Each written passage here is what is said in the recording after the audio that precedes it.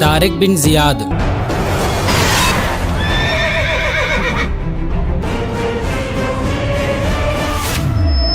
ایک ایسے جنگجو کی جن کا نام اتہاس کے سنہرے پنوں میں ہمیشہ کے لیے درج کر دیا گیا۔ طارق بن زیاد اسلامی اتہاس کے ایسے جنگجو ہیں جو 12,000 کی فوج لے کر دشمنوں کے ہی علاقے میں گھس کر 1,00,000 کی فوج کو ڈیفیٹ کر کے اسپین کو فتح کر لیا۔ لیکن یہ جنگ ہوئی کیوں؟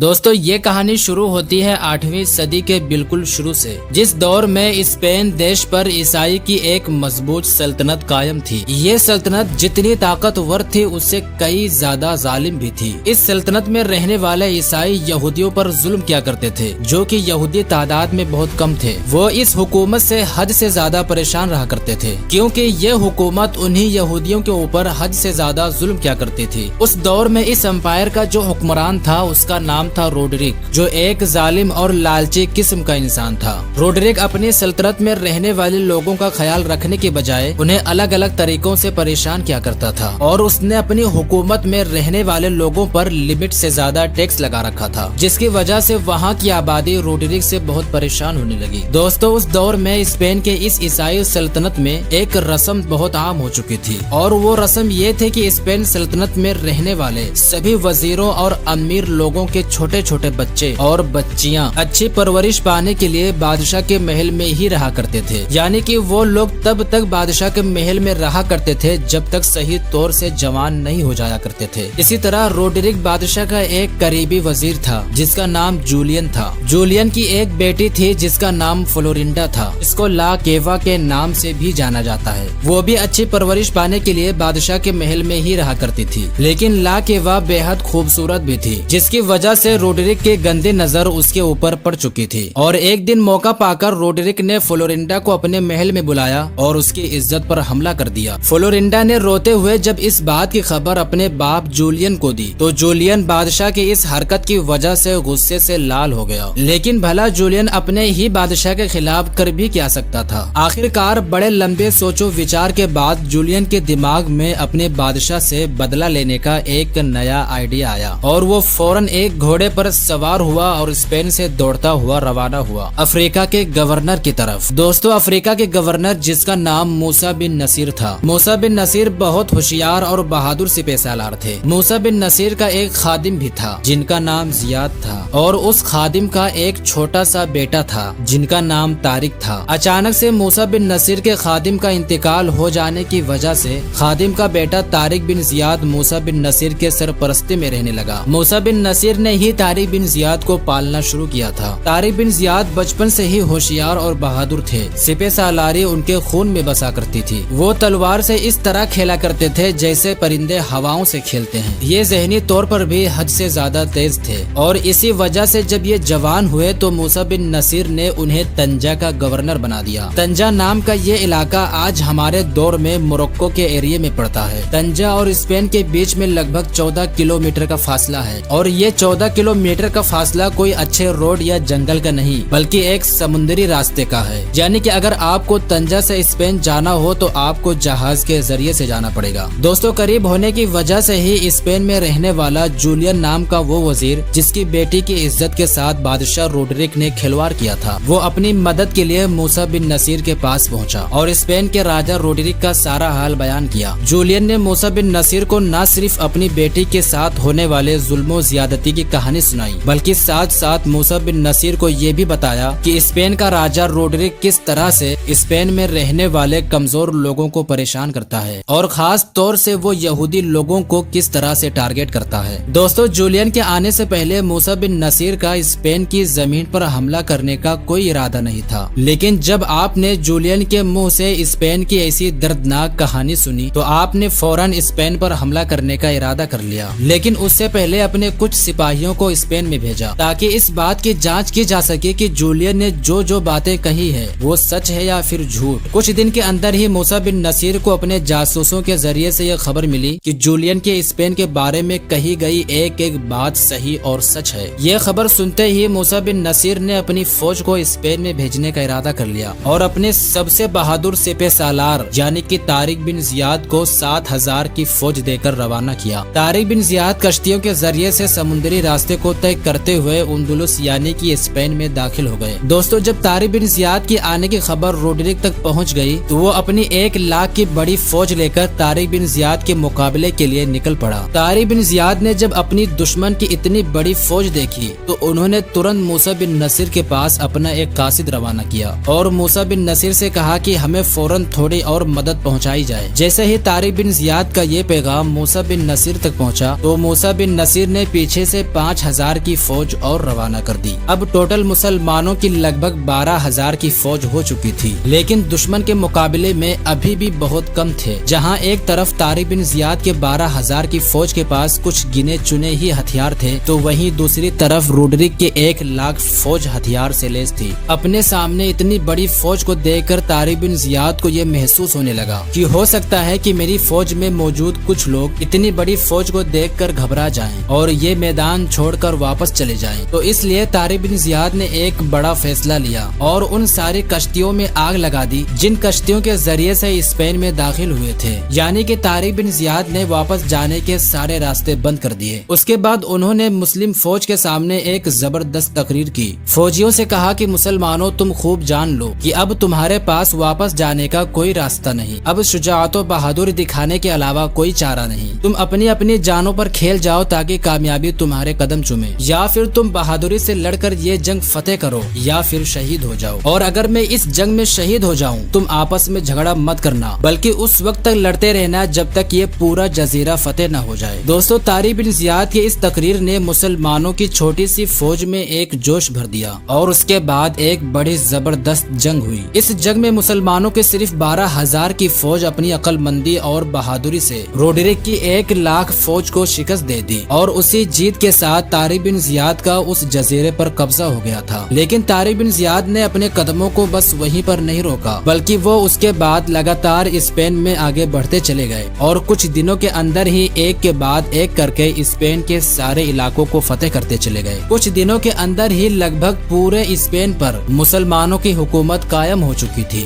اور اسپین پر مسلمانوں کی یہ حکومت لگ بھگ 800 سال تک قائم رہی۔ مسلمانوں کی حکومت کے دور میں اسپین نے وہ ترقی حاصل کی تھی جو اس سے پہلے اسپین کبھی بھی نہیں کر پایا تھا۔ اس دور میں نہ صرف پورے یورپ سے بلکہ دنیا بھر کے الگ الگ حصوں سے بچے تعلیم حاصل کرنے کے لیے اسپین آیا کرتے تھے۔ اسپین کا شہر قرطبہ اس دور میں دنیا کی سب سے بڑی ایجوکیشنل سٹی مانا جاتا تھا۔ قرطبہ شہر میں ہی ابن فرناز، ابن رشد اور الظواہری جیسے بڑے بڑے ویگیانک پیدا ہوئے اور مسلمانوں کی حکومت میں اسپین میں غیر مسلم بھی بڑے امن اور سکون کے ساتھ رہا کرتے تھے۔